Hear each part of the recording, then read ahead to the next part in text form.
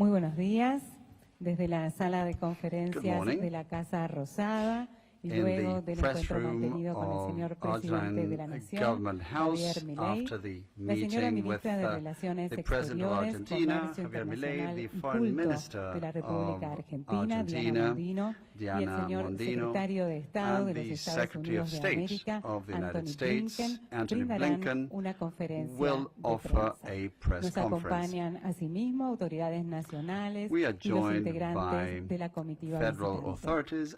Para iniciar esta conferencia, en primer lugar, hará uso de la palabra la señora ministra de Relaciones Exteriores, Comercio Internacional y Culto de la República Argentina, Diana Mondino. Thank you very much to all of you for being here. I'm breaking the protocol because I should actually be thanking Mr. Blinken and the ambassador of the United States and the delegation much more for all of the effort and time putting into not just visiting Argentina, but also into trying to understand the enormous changes we're undertaking in Argentina. This is a bilateral relationship which we hope will continue to bear fruit. And especially, we would like to see Argentina and the United States showcase their shared values, basically democracy and freedom. Well, thank you very, very much. And first of all, I'm very, very pleased to be back in Argentina today. I have to say, every time I've been here, I have to reflect on the fact that, for me at least, this Buenos Aires has to be one of the most beautiful cities in the world, and it's striking every single time. Because you've never been to Cordoba. That next time, I'll go. We'll do that. But we just had a very, very productive first meeting with President Milei, with the foreign minister, in fact, with many members of the cabinet. And I very much appreciate the President's time, but also the depth of the conversation, the detail, and I think it reflects the strong desire on the part of both the United States, and I won't speak for Argentina, but I think the foreign minister just did, the part of Argentina, to deepen and strengthen the ties between our countries even more. At the top of our agenda is finding ways to grow even more the trade and investment between our countries. The United States is already the leading provider of foreign direct investment in Argentina, but we see tremendous opportunity to do more. And the people of Argentina can count on us as you work to stabilize your economy, to protect and lift up every segment of your society, to improve the business climate, to remove barriers to high standard job-creating investment, can count on us to be a partner in those efforts. We see extraordinary investment opportunity here in Argentina, and we want American companies to remain Argentina's partner of choice. We talked about some concrete steps to expand our partnership in a number of key sectors. One of the most important to our shared future, in fact, one of the most important to the entire planet, is clean energy. Argentina is poised to play a critical role in building supply chains for critical minerals that will drive the economy of the 21st century, particularly things like lithium. Our own companies are already making substantial investments here in Argentina to mine and to process these critical minerals, mostly in Argentina's northwest. Our own International Development Finance Corporation and something we launched called the Mineral Securities Partnership, they are looking at identifying new investment opportunities, new projects. These collaborations will produce good jobs. They'll strengthen our competitiveness, and they'll help the transition to a more resilient climate future. We look forward to looking at further concrete opportunities through something we're now about to embark upon, which is a high-level energy security dialogue. Beyond the economic partnership between our countries, we value Argentina's leadership on regional and global security issues.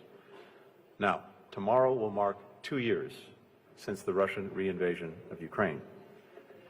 Today, the United States government, in coordination with many allies and partners, is taking additional new measures to respond to Russia's full-scale war and intensifying repression at home by sanctioning and imposing export control restrictions on more than 500 individuals and entities. That is the largest number of designations that we've yet taken in a single Russia-related action. Argentina has been an important member of the global coalition to stand up for the principles at the heart of the United Nations Charter that are being threatened by Russia's aggression. A key part of the coalition as well, to ensure that Russia's actions in Ukraine remain a strategic failure, and a key partner in helping Ukraine stand on its own 2 feet, militarily, economically, democratically. Argentina is supporting Ukraine at the United Nations, at the UN Human Rights Council, and elsewhere on the world stage. It's helping urge support within this hemisphere for Ukraine, and will continue to do so through an upcoming Ukraine-Latin America summit. And it's providing life-saving humanitarian assistance, food, medicine, clothing, support for refugees. President Milei and I also discussed our recent visits to the Middle East and the conflict between Israel and Hamas. I appreciate President Milei's strong condemnation of October 7th and his support for Israel's right to ensure that such an attack never happens again. I had a chance to update briefly our partners on our efforts to secure the release of hostages in Gaza and to get an extended humanitarian ceasefire. At the same time, to increase assistance to Palestinians who so desperately need it, to reduce civilian casualties, and prevent the conflict from spreading, as we work at the same time toward a longer-term, just and lasting peace that can end this cycle of violence once and for all. While we're very thankful that 2 Argentinians were rescued by Israeli forces this month, we know that more still remain captive.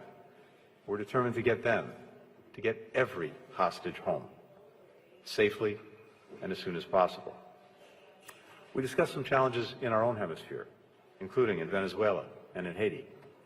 Improving Haiti's security is in our collective interest, and I deeply appreciate that Minister Mondino was with us yesterday in an important meeting on the margins of the G20 to mobilize resources and planning for the UN-authorized multinational security support mission. As chair of the Permanent Council of the Organization of American States, Argentina plays a critical role upholding this hemisphere's democratic values, speaking out clearly against the erosion of the rule of law and human rights, including in Cuba, in Nicaragua, in Venezuela. We talked today about the importance of leading by example and working together to realize the full promise of our democracies. And that starts in many ways with acknowledging our own shortcomings, not sweeping them under the rug. And that's one of the strengths that our countries, the United States and Argentina, bring to this challenge. Argentina has a strong and long history of addressing labor rights, the rights of women and girls, human rights more broadly. Those areas continue to be important areas of cooperation for the United States and Argentina. I had the opportunity to learn more and to see Argentina's very vibrant democratic tradition today at the Plaza de Mayo and the Cabildo. When we hold our next high-level human rights dialogue in the coming months, we'll focus on advancing equity, inclusion, and justice in our own communities, and we'll be looking at signing an MOU to support those efforts.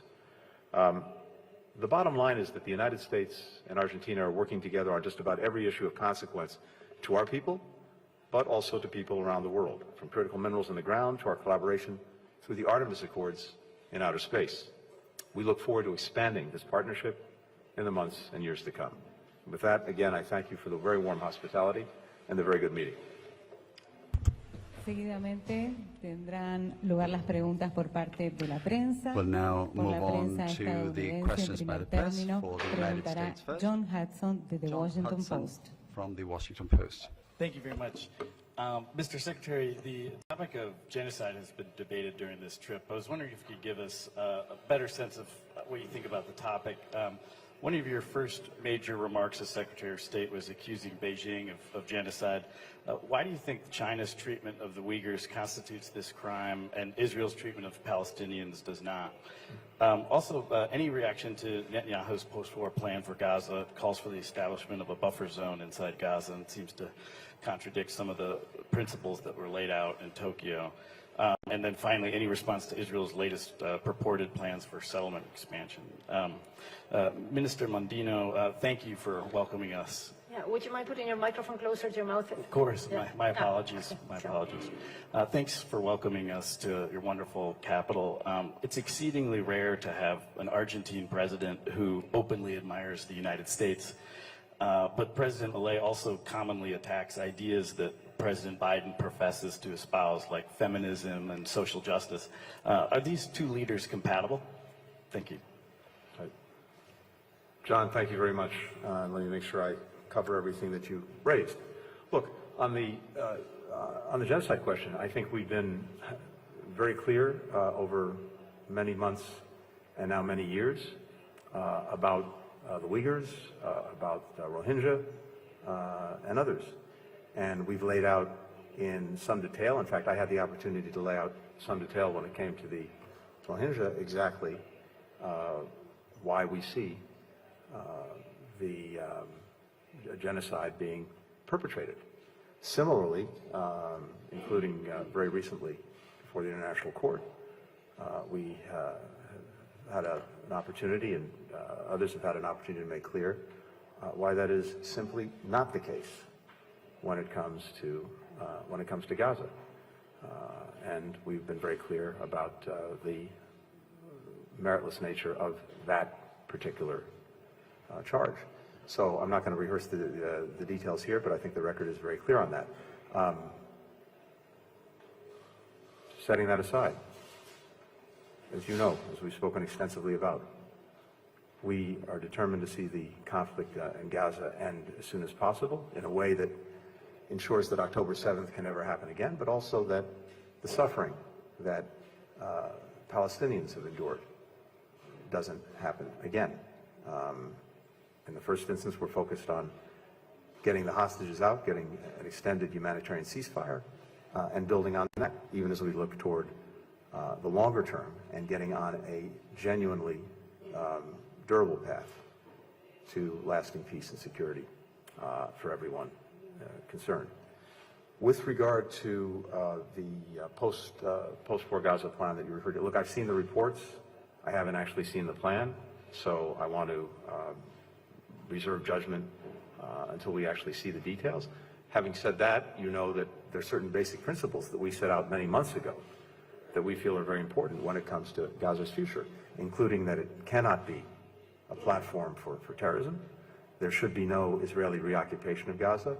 The size of Gaza's territory should not be reduced. So we want to make sure that any plan that emerges is consistent with those principles. There are other principles, but those are three of the most important ones. At the same time, we have many countries in the region that are working together on a plan for post-conflict Gaza. I think that's very important, and I spent some time with some of our Arab partners, including recently on the margins of the G20, talking about that, just as we did when we were at the Munich Security Conference together. So it's important that we have, again, a plan which is absolutely necessary, but one also that's consistent with basic principles that I think many countries share about what has to be Gaza's future. Finally, I think you referred to the settlements. Well, look, we just saw another horrific terrorist attack, this in Mal Adumin, and my first thought is with the victims of that attack, and we will continue, to fully support Israel's right to security, to self-defense, and to dealing with terrorism. On settlements, we've seen the reports, and I have to say we're disappointed in the announcement. It's been long-standing U.S. policy under Republican and Democratic administrations alike that new settlements are counterproductive to reaching an enduring peace. They're also inconsistent with international law. Our administration maintains a firm opposition to settlement expansion. And in our judgment, this only weakens, doesn't strengthen Israel's security. Well, I think the questions come from a variety of perspectives. Actually, it's 3 questions in one. And that is a great way of showing what we expect and in the relationship, not only with the U.S. We are willing and eager to support democracy and common values, most particularly freedom, in most countries in the world that already abide by those comments, and hopefully someday every single country in the world will be doing that. So we do have a lot of things in common with the U.S. and with the many other liberal democracies. We hope that they can be sustained and we can show it to the world. As regards what you mentioned, attacking to women, well, that is not true. Definitely not true. There's, when people say something wrong, we believe in equal rights and we believe in equal treatment, and that has never happened. Actually, we have a most comprehensive law and an agreement with this. And if you want to see, even the cabinet in this government, we have a lot of women participating, but it is not an attack on women. It is on the ideas. It's very, very, very different. And as regards social justice, I have to comment, and this is very peculiar to Argentina, because when we talk about social justice, it's a comment that it has been ingrained in Argentina, whether to help someone, they take away from somebody else. Whereas, to our understanding, social justice should be to give each and everyone equal opportunities and the possibilities of keeping whatever they are helping produce, but not taking away from somebody else. And as regards whether leaders are compatible or not, well, why not? I mean, everybody supports the same ideas, it's good. And even if they didn't, we live in a very complicated world, we all need to work to common objectives. That's what's really very important. Por la prensa nacional, preguntará Miguel Nicolich. For de Radio Argentina's Rivadavia. press, Miguel Nicolich from the Radio Rivadavia radio station. ¿Cuál es la Thank you. opinión del presidente Joe Mr. Biden Blinken, a propósito de what que otras does Joe naciones adopten la Biden think dolarización about en other sus nations economías going y ante for la posibilidad de que el dollarization gobierno of their argentino economies, given reprograme the su deuda possibility externa of the contará Argentine con el government apoyo de la administración rescheduling Biden? its foreign Y a la debt? canciller Will it be able to Mondino, ¿cómo rely evalúa usted on la Biden visita después de administration tanto support? tiempo de un And Mr. secretario de Mondino, Estado norteamericano? what's your view Muchas of a gracias. visit by a Secretary of State from the U.S. after such a long time? Thank you. First, as I said, more generally, we see extraordinary opportunity here in Argentina. But maybe most important, what's so evident is that Argentina has what the world actually needs. And we want to be a partner in Argentina, helping to feed the world and fuel the world going forward.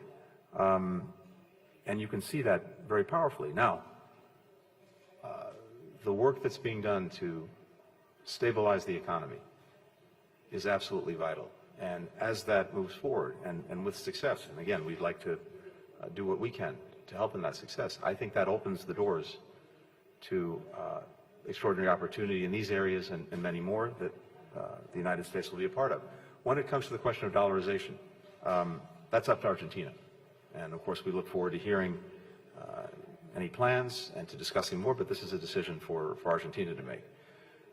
And on the IMF, look, we support agreement between Argentina and the IMF. The IMF has been, can be, a very important tool promoting the stabilization of Argentina's economy and the work that is ongoing, the very important work that's ongoing.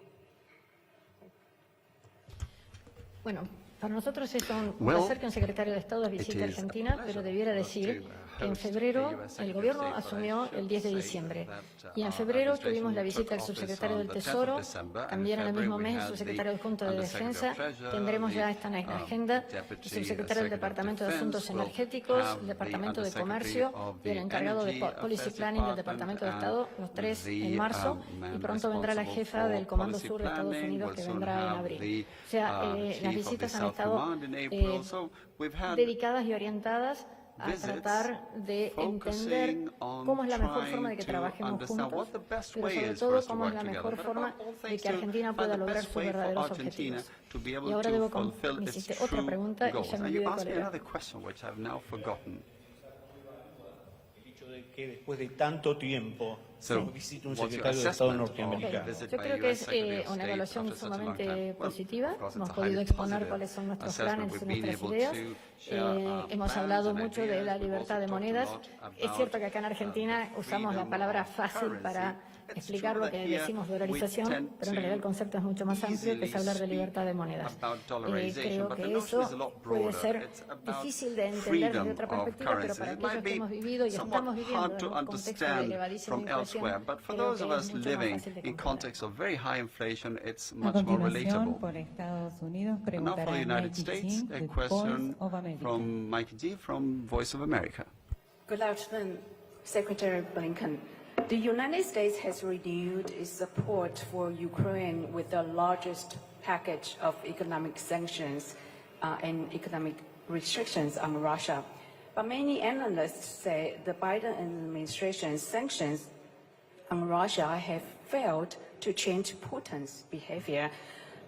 How do you think the new set of sanctions might have more impact? Is the U.S. out of options on changing Russia's behavior through economic penalties?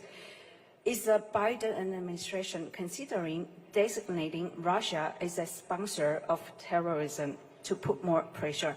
And separately, if I may, President Milei is flying to Washington later today to speak at the Conservative Political Action Conference, or CPAC. You and President Biden always said that you don't get involved in other countries' domestic politics. How do you assess this development?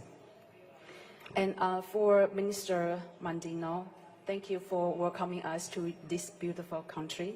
Similar question to you. Can you confirm President Milei will meet with former U.S. President Trump on the sidelines of CPAC? What is your government's message to the American people during the campaign year? Thank you. Thank you. I'm happy to start. With regard to sanctions being imposed on Russia for its aggression against Ukraine, first, it's important to note that it's, of course, not just the United States. It's dozens of countries around the world that have imposed these sanctions, export controls, and other restrictions on Russia because of the aggression not only against the Ukrainian people, but the aggression against the very principles that are so important to maintaining the international system, territorial integrity, freedom, making sure that countries have the right to decide their own futures. So the world has been very clear on this. I believe that already these sanctions, these restrictions have had a significant impact on Russia, both in its ability to prosecute its aggression, but even more, we see that they're going to have a growing and long-term impact on Russia, its ability to modernize its industries, whether it's its defense industry, aeronautics, energy extraction, all of the technology that's being denied it as a result of its actions will have an increasingly heavier and heavier impact. The fact, of course, that so many people have left Russia, more than 1 million, including many of the most educated, involved in science and technology and production, that's also going to have a profound impact. So we see this playing out both in the immediate, but we also seeing it playing out over the long term.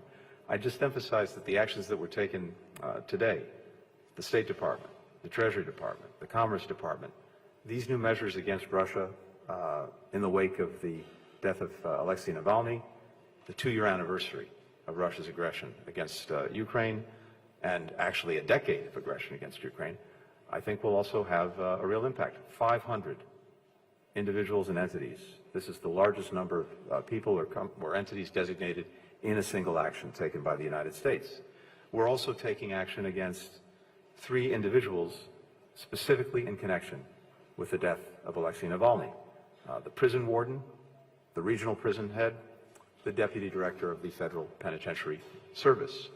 What I heard and saw when so many countries of the world were together, both in Munich recently, but also at the G20 in Brazil, was outrage at what Russia had done to Mr. Navalny. As I've said, over a decade, persecuting him, poisoning him, imprisoning him, and now his death. So I think that will be felt strongly as well. One final thing here. I think this only underscores the imperative of the House of Representatives passing the supplemental budget request that President Biden has put forward. This is urgent funding for what Ukraine needs to be able to do to continue to resist, as it's done so effectively, Russia's aggression. Also, this will be a very positive investment in our own defense industrial base, because virtually all of the monies involved for Ukraine's defense will go into production in the United States. With regard to President Milei, look, I can't speak to his schedule and future meetings. That's, of course, entirely up to him. All I can speak to is the meeting that we just had. And I can tell you, following on what the foreign minister said, that it was from my perspective at least, an incredibly positive, productive, detailed, wide-ranging discussion, and it only underscored the fact that for both of our countries, there's a strong desire and a strong intent to deepen and strengthen our relationship. And I went through many of the areas where we intend to do that. So I could not be more pleased on behalf of President Biden with the meeting we just had, the presence and participation of so many members of the cabinet. I think it augurs very well for the work that our two countries plan to do together in the months ahead. Well, same with me. I cannot really. Perdón, lo mismo conmigo. Sorry, no sé same with me. Habrá o no reuniones I don't en know CIPAC. whether there will be Sí puedo decir que al any viajar en meetings in líneas aéreas CPAC. comerciales I can puede haber say demoras y eso that eventualmente since modificar these cualquier are agenda que hubiera. commercial, Pero flights, quisiera agregar there might algo be sobre delays lo and any del schedules caso de might be Ucrania. disrupted. So, Acá no I es would like solamente to una add cuestión de something on integridad Ukraine. territorial, It's que not por just supuesto es about importantísima y en territorial Argentina integrity, which of tenemos course is nuestros very propios temas important, en ese, and in Argentina en we ese do have our sentido. own Aquí issues in estamos that hablando de un regard. caso en donde hay Here we are niños talking about que no a están con case sus padres o involving sus familias en children that are Ucrania, not sino que with están en their Rusia en este parents or momento y que families son in difíciles de Ukraine, but identificar. rather in O sea, Russia right tenemos now, que considerar and que it's hard los to temas de los identify cuales them. So tenemos we que need to hablar consider the siempre parecen ser topics temas de we need to interés discuss, económico. which Y often tenemos que might seem to be respetar only todos aquellos issues of otros economic temas interest, que and we need to verdaderamente son also take into importantes para que una account the sociedad other pueda vivir issues en that are paz. important for a society to live in Por peace. último, por la prensa argentina, preguntará Nicolás Gallardo de Finally, for the CNN Argentine press, Radio. Nicolás Gallardo Canciller, from secretario, CNN un Radio. gusto. Buenas tardes. La Madam Minister, pregunta va destinada al Mr. secretario Secretary, Blinken. good afternoon. The En realidad question es is for repreguntar Secretary algunas Blinken. I would cuestiones que like recién to actually se pick up on hicieron some mención. Por un issues lado, that have si just ese been apoyo referred de to. Estados Unidos First, en el whether marco the de esta U.S. reestructuración de la support in the deuda context con of el the FMI, si va a ser restructuring of debt representado of en the IMF desembolsos will inminentes, teniendo en translate cuenta into la imminent importancia de Estados disbursements, Unidos en el considering the directorio importance of del Fondo the United Monetario. States Y la on the otra IMF está board. vinculado And the other a point su viaje a has to do with Brasil, your trip to el Brazil. vínculo con Milei. And La pregunta the, es si efectivamente Argentina puede relationship convertirse with, en el Milei. principal Could socio de la Argentina región de los become Estados Unidos, the de la main gestión de partner Biden, for the superando Brasil, U.S. teniendo Biden en cuenta, por un administration lado, in the las region, even more expresiones que than ha Brazil, tenido Lula da Silva, considering presidente de Brasil, acerca particularly de la situación de the China, statements made de by Rusia, Brazil's como así President también Lula on the recientemente en situation Israel. in Argentina China, puede reemplazar a or, Brasil en la región also with regard to o Russia puede or Israel. empañarse Could el Argentina vínculo replace de Brazil in Estados the Unidos region, con or Argentina, could the teniendo en cuenta el relationship viaje que va a between hacer the Milei U.S. and a Argentina be Estados Unidos, a clouded Washington, by donde va a verse con President el Milei's planned expresidente trip y to candidato Washington, where republicano he de will Trump. meet Gracias. the former president and Republican candidate, Mr. Trump. Thank you.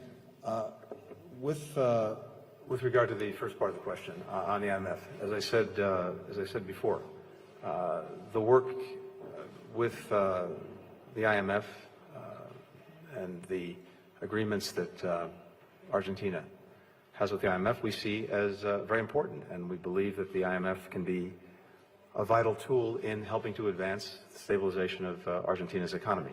And so we welcome that work. I think the IMF has been looking to Argentina to present a significant macroeconomic plan for its future. Argentina has done so.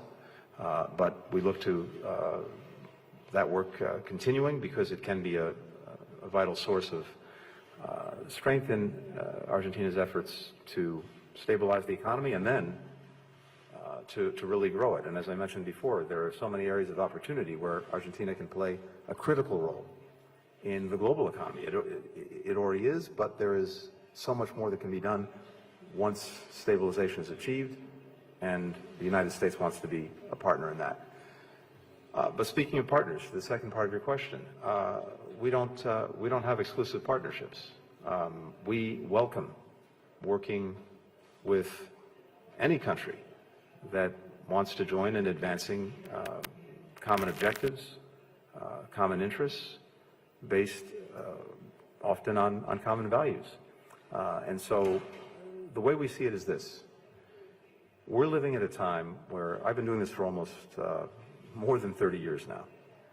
And I can't think of a time in the world where we've had such a multiplicity of challenges, a complexity of challenges, and the fact that most of them are interconnected in ways that they weren't before. That only underscores to me and to our administration the absolute essential importance of working in partnership finding new ways to cooperate, to coordinate, both with individual partners, and that's true for Argentina and the United States. It's also true for Brazil and the United States, but also in different arrangements of countries, in broader partnerships, in alliances, through the multilateral system, where the United States is re-engaged as well, if we're actually going to succeed in producing results for our people, which is our responsibility. So, in our own hemisphere, it's important to us to have the strongest possible relationships, the strongest possible partnerships with leading countries, to include Argentina, to include Brazil. Sí. Me permito agregar algo, aunque me había salvado de que me hicieras preguntas. Brasil es el principal socio comercial que tiene Argentina. Pero no importa quién es el principal. Tu mamá te lo debe haber dicho cuando eras un chico. No importa ser el mejor. Lo que importa es que seas mejor que ayer y no tanto como mañana.